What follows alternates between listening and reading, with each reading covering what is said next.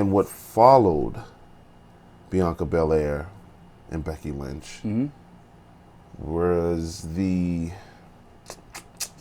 I guess, if you had to guess, if you had to predict which match would be the worst, it probably would have been this one.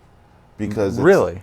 I think that because Logan Paul's not a wrestler, and he's only had one showing. Mm-hmm. So if there was any other match on here that had the recipe to be a disaster, it would have been this one, but it wasn't, and that's The Miz versus Logan Paul. Okay, I just looked at the rest of the card. I was like, wait a minute, but no, yeah, you're right.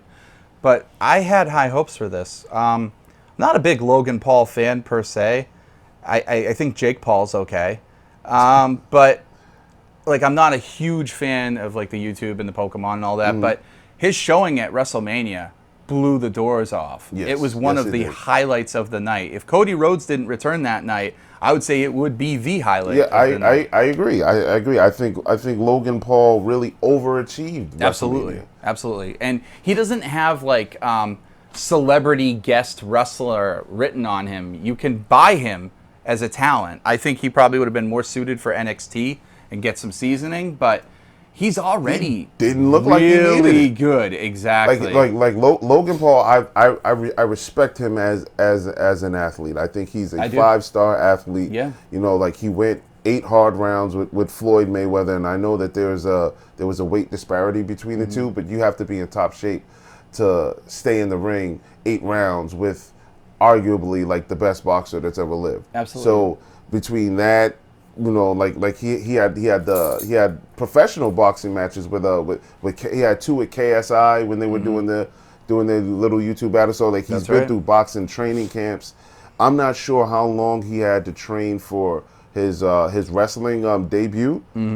But damn it, like he's polished. He's very great. polished. Yeah, he looks smooth in the ring, which I like.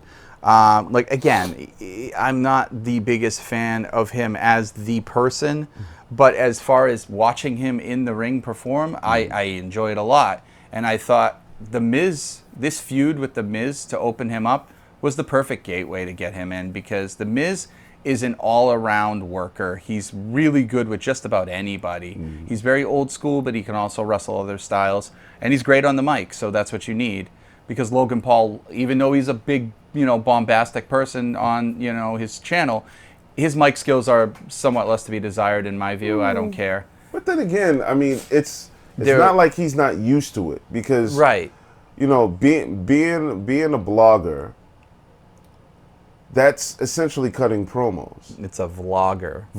Yeah. Being a vlogger. Right. It's kind of It is cutting promos, but also there's no nuance to it. It's kind of like, me talking, not a conversation, but it's just not as polished as, again, being in a ring selling a story. But it's him, and it's believable. Yeah. Because Logan Paul doesn't get a script, and you can tell. But Ronda does, and you can tell. Oh my God! So that's why I'm. Don't hate on my girl. I know you're not a fan of his mic skills. I'm not. I'm gonna say that even there he overachieves every time he talks. So and I can see that coming from you, and this is why I love our different points of view. You love the authenticity of somebody being presented. I love the presentation. I don't care if it's super authentic. Just give me the best presentation you can. So I'm a little bit more judgy when it comes to mic skills. I said off camera today that the greatest man to ever touch a microphone, I am 110% convinced, no one can convince me otherwise, is Paul Heyman.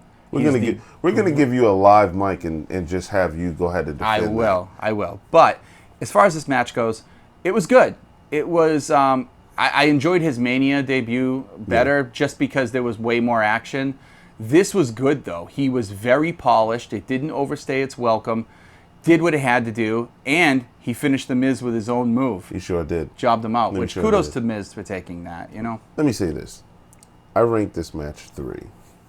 And I ranked this match that high. Yeah, you did. Because following Becky Lynch and Bianca Belair, I thought that was a death blow. I didn't think that the match to follow the opener would be as entertaining, would Nope. would carry the emotion. Mm-hmm. I thought that the crowd was really at an all-time high with the match and what happened afterwards. So what you follow it up with typically is the piss break, and this wasn't that. So that also helped me receive this match so well. So I gave it a 3. What did you rank it, and why did you rank it that? I gave it a 2.5, and the only reason because I liked the Mania showing better. That's it. I gave it a 2.5 because I liked his Mania showing better. His Mania showing was really good because so that good. was the first time we seen him. Right, exactly. You know what? So I'll compare it to this. And then, we don't want to overstay our welcome on every single match, but I'll compare it to this. When The Rock was gone for, what was he gone for, 7 years before he came back and he did the Survivor Series tag team? Yeah. When The Rock did that sequence when he came in and did the Mahistral Cradle and rolled everything up, and it was so seamless and so smooth, and the crowd was going, you still got it, you still got it. I remember watching that going, oh my God, I cannot wait for John Cena and The Rock at Miami because this is going to be a technical masterpiece. The Rock is better than ever. And then when we got John Cena and The Rock in Miami, it was 40 minutes of John Cena carrying The Rock after he was blown out within the first 2 minutes of the match. Right. 40 minutes. So it wasn't quite that much of a digression, but I liked the Mania showing better, so this got just a little lower. Okay. That's fair. Damn right.